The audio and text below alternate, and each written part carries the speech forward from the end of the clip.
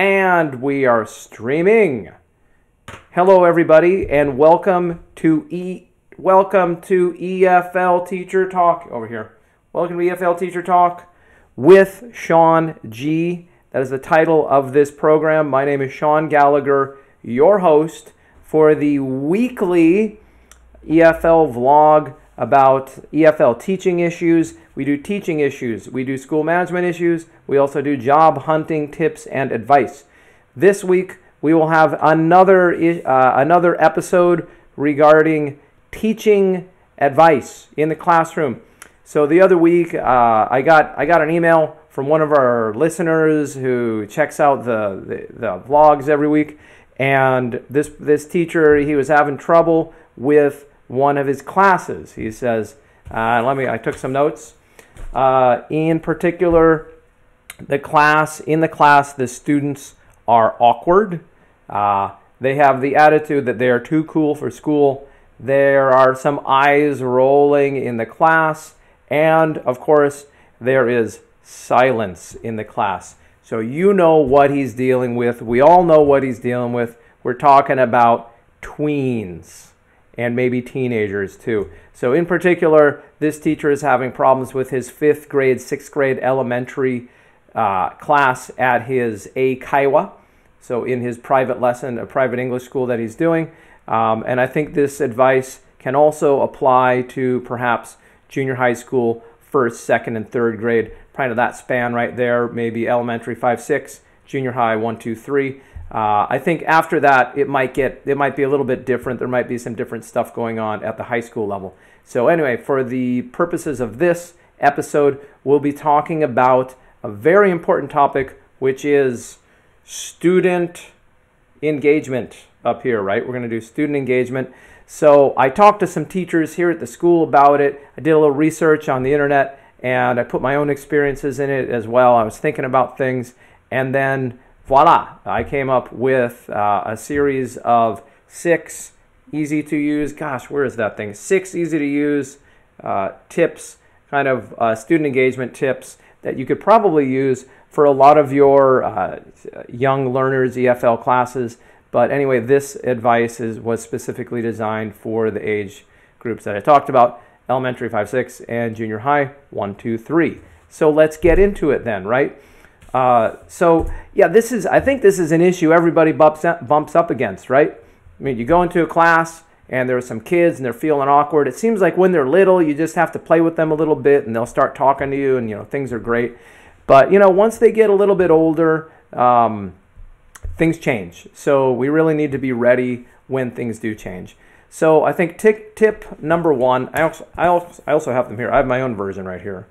Tip number 1, I think just to keep in mind that when we're teaching EFL is that production is critical to any sort of progress that you're going to make in your kids' EFL program.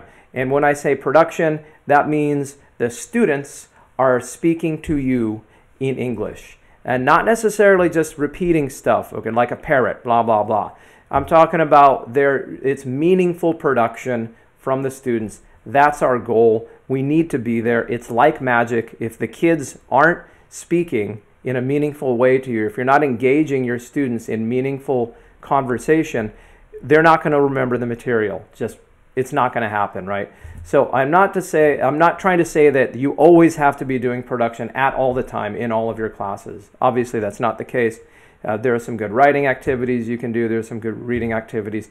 But without this core base of production, your students being able to produce a lot of language with you when they're talking, then everything else is probably not going to really stick. So anyway, production is very, very important. So it is important that we figure out how to get a quiet class or an awkward class to start speaking, because if they're not speaking, they're not going to remember any of the materials. I think another thing to keep in mind is that motivation is a fluid concept. It's not stagnant, okay? So motivation is something, and of course we all know this, right? But it's something that I think everybody needs to be reminded of, or just, think about it a little bit, is that motivation isn't stagnant, right? There's not a set, it fluctuates. a student's motivation from week to week, from month to month, from year to year. It's dynamic, and it's going to come and go. And in general, it seems like when kids are younger, perhaps there might be a little more motivation there. And then once they hit an age, when they get older, it kind of seems like it tapers off a little bit when they get older. And that just seems how it goes. So anyway, motivation can change. So we need to be ready for that change. Like, don't assume that the motivation level of your students is going to be constant throughout their career with you. Number 3, just something else to keep in mind. I need to practice how to do this, don't I? So number 3 right here, just keep in mind, there are some biological factors going on here as well, right? And there are also some social factors too. I'm a big research guy. Whenever I have a problem with something, I tend to go research and start reading books and internet articles and things about it. I do have a teenage daughter, so I'm familiar with this territory. So yeah, just one thing to keep in mind, a lot of the kids, their bodies are going through changes. When they come into your classroom and they come in all and maybe it's 9 o'clock on a Saturday morning and they come in and, how are you? Sleepy. And you know what? They're probably sleepy. They are actually sleepy. Or when they come to you late, after school, and they've gone to school the whole day, and then they did their bukatsu, their sports thing, and then they finally get into their English class. At the end of the day, they probably have low blood sugar. They've been at it all day. They need to sleep. You know what I mean? So, but they're in your class, and you still have to deal with them. So anyway, I just think it's important to realize that there are some biological issues going on. Kids, growth hormones and puberty and change, their bodies changing and stuff like that. I think there are also some social factors related to that as well. Again, just the awkwardness of being a tween or a young teenager, and your body's changing and the social dynamics are changing. And yeah, I think it's a difficult time for some kids. Next up, man, I keep getting that wrong. Okay, over here. Next up, point number 4 right here is disengagement is my default position when I go into the classroom to go teach. Now, what do I mean by that? I mean that I assume that this class is going to be disengaged. I assume that they're going to go in there and they're going to be rolling their eyes. They're going to be looking at me, saying nothing, in complete silence. Okay, so yeah, it's awkward, right? So, but I know it's going to happen. So I don't go into my classes and hope, oh, hey, maybe for the last 10 weeks, they were always sleepy when they came in, and maybe this week they're not going to come. No, I don't think like that, right? I think normally these classes, you need to kind of wake them up a little bit, right? And everybody knows this. You're supposed to wake them up. So don't be surprised, So this is the difference between being reactive and proactive. And I think a lot of good teachers, what they do is they're very proactive. They anticipate problems in the classroom and they think of solutions before they go into the classroom because they're thinking about their classes and they're not thinking about other stuff. So that's why good teachers are good teachers. We're thinking about things ahead of time, anticipating problems. This is the same thing. The students are probably going to be disengaged. Have a plan of action ready to go when you go into your classroom. And that's it. The next thing, make it, I try to make my beginnings of my class, I try to make it fun, relevant or fun or personal, just anything to connect with the students. You have to connect with the students. So I have a technique that I use in my classes. If I have a class, I did this today, had a class come in and hello, hi everybody, good morning. Okay, good morning. Is it a good morning or a bad morning? It's like, okay, and I'm not getting a whole lot out of them, right? So normally what I'll do is I'll just ask. I'll be like, okay, everybody, are you sleepy? Are you sleepy? And then people can usually at least say like yes to that, right? Yes, I'm sleepy. Okay, who's sleepy? You're sleepy? You're sleepy? You're sleepy. So, okay, everybody who is sleepy. Who is sleepy? Okay, 1, 2. Okay, you know what? Everybody go ahead and sleep. It's okay. Go ahead and sleep. And now, like, they're kind of not getting sleepy, right? Because they're like, what's going on, right? This guy is messing with me. So some of the kids put their heads down and they go to sleep. And then I'll have something funny in the room. I should have brought it. I have a bib in the other room, or I have a crazy hat or something, or I might have a little character or something that comes out. And while the kids are sleeping, you know, the character might go over and kind of talk to them and be like, "Oh, hi, how are you?" And they'll wake up, and actually usually what they try and do is while it's coming closer to them, they try and like hit it and like attack it or like grab it out of my hand or something like that.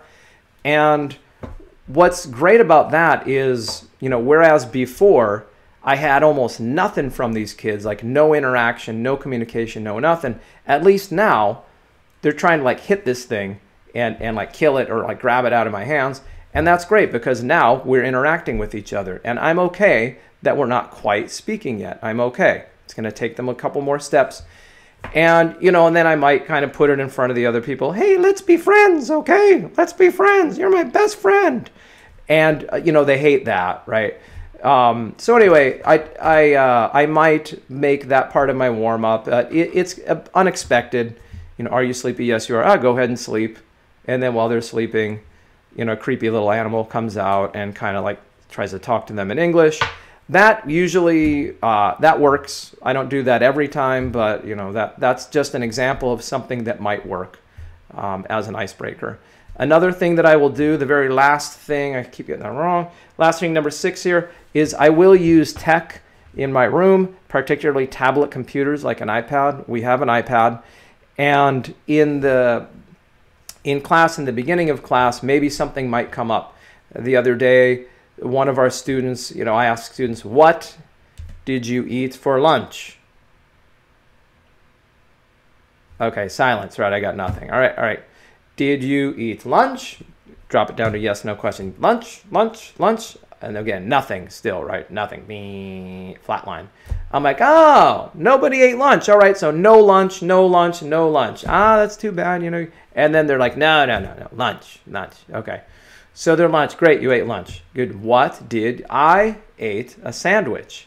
What did you eat? One kid says, American dog. So great. So I got something there, right? American dog. I'm like, American dog. Oh, you mean a corn dog? And she's like, no, I said American dog. It's American dog.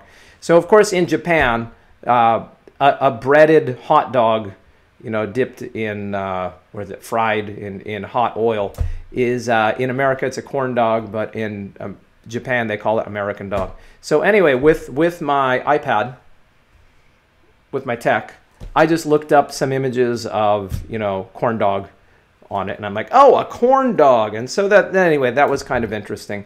The only other tip when we're using our tech is that I got it right this time, is that usually I won't let the kids actually hold on to the tablet computer, because I think it's very, very easy for the focus to switch from the English language usage in class to messing around with the iPad, and that can happen in the blink of an eye. So I usually retain control of it. I tend to not let the kids touch it either, because then it just becomes this kind of crazy thing.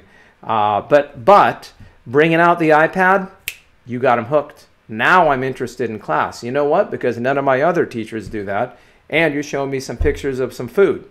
And I tend to show a lot of food pictures. I don't know what. Maybe, I don't know why. But, you know, nachos, giant pizza, or even like a giant hamburger or something like that. Just crazy thing. The other day, just today also, I was talking about a green milkshake. If you're from the U.S., there's this thing called a Shamrock Shake. It's a mint milkshake by McDonald's. But I like a green milkshake. And everybody's like, ew, like rotten milk, kusata ginyu. And it was kind of funny. And then so I looked up the green milkshake. I showed it to them, and they're interested. Now we're talking. So I was able to engage the students by giving them an experience that maybe they don't normally have in class, yet it's still on task. So that's it. How long did I run here? Oh my God, it's 15 minutes. Sorry, I'm way over. I wanted to keep these less than 15 minutes, but that's it for today. I hope that it recorded okay. And until next week, if you notice, we have our handy cutouts here. I'm going to try and spiffy things up and get it looking a little bit better. Anyway, thank you for tuning in again. If you have any comments, questions, suggestions about anything, you can leave a link down below. Also, if you have any great student engagement tips for this age group, please comment on the comment sections below so we can share some of the tips with everybody.